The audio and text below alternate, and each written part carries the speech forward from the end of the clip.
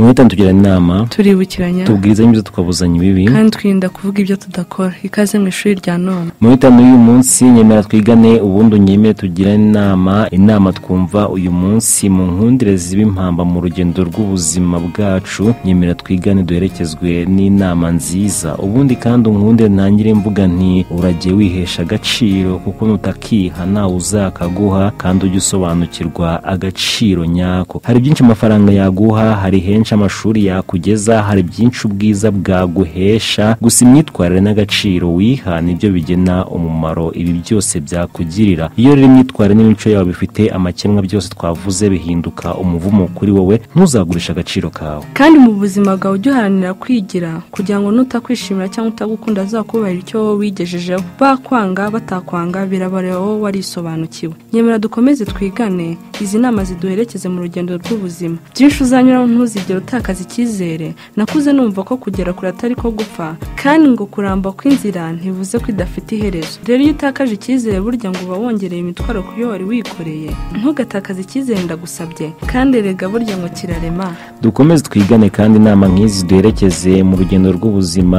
Ntukarangwe n'ubusinzi mu buzima bwawe, by'umwihariko bagabo mukunda gusinda. Uriya mwambaro w'ubusinzi mwambara mukumva muberewe burya utera ipfunwe abagore banyu, bikaba ishyano ryacitse umurizo rero kubona umugore yarokamwe n'ubusinzi. Dukomeze twigane kandi inama ziduherekeze mu buzima bwacu. Ese wabuze umukene nyawe? Burya rero umukene nyawe si wa wundi utagira amafaranga, ahubwo umukene nyawe ni wa wundi wabuze imico myiza n'ikinyabupfura.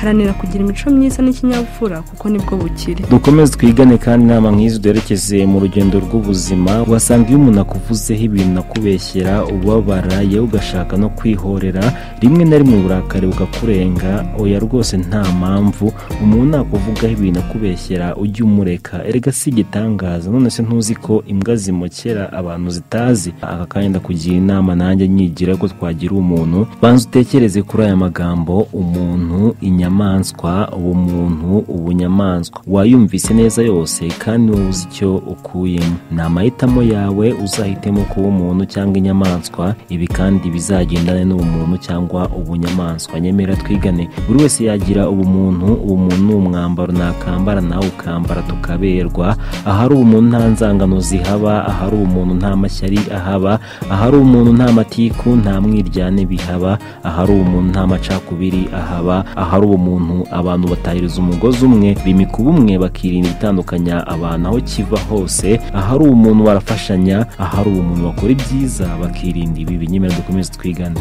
Ese ninde utaberwa n'umwambaro witwa ubumuntu? Umunsi umwe umugabo usabiriza w'umukene cyane, nirinze kumwita umutindi kuko mbifata nk'igitutsi. Uwo mugabo ubwo yari yicaye aho yasabirizaga, haje umugabo w'umukire. Uwo mugabo yari afite icyo arimo kugenda arya, nuko wa mukene usabiriza mugenda inyuma amusaba. Umugabo arahindukira amukubita inkokora maze aratembagara yikubita hasi. Umukire ntiyabyitaho nuko akura telefone mu mufuka izamukana n'amafaranga atari make yari afite, maze ahita atakara atabizi. Wa mukene usabiriza aho yari aryamye aba yabibonye, nuko arayafata abanza kwishima kubw'amafaranga abonye n'inzara yose yari afite, ariko bidatinze umutima uramukomanga. Nk'umuntu ufite ubumuntu muri we yumvise ko agomba kuyasubiza nyirayo, maze atitaye ku byo yakorewe, atitaye ku bukene bwe, yirukanse inyuma ya wa mugabo ati hagarara. Umugabo ntiyamwumva, amwima amatwi, ariko akomeza kwiruka amugeraho, amukora ku ntugu, ahindukirana umujinya mwinshi agiye kumukubita. Wa mugabo usabiriza ati nari mbazanye amafaranga yanyu mwataye. Umugabo bibonye yibuka ko yamwimye, yewe akamuhirika, maze kwifata biranga, araturika ararira.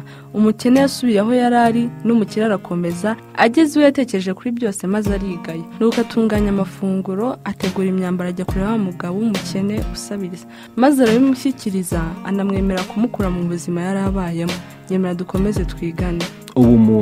Ubumuntu umwambaro wakambarwa na buri wese akaberwa. Hitamo neza wambara uberwe. Ibyiza ukora, ineza ugira bigaragaza ubumuntu bwawe, kandi ntuzigere urambirwa cyangwa ushukwe guhinduka. Kabone ubwo abantu bo bakubera babi cyangwa inyamaswa, ujye uba nk'ukwezi kumurika gukikijwe n'umwijima, kandi ukwezi abantu beza baragukunda uretse ibiremwa by'umwijima n'inkozi z'ibibi. Aba bakwanze byagutwara iki? Erega wanahindura isi kuko urashoboye. Gira ubumuntu. Mwita tugira inama turibukiranya tubwize ibyo twabuzanye ibibi kandi twirinda kuvuga ibyo tudakora.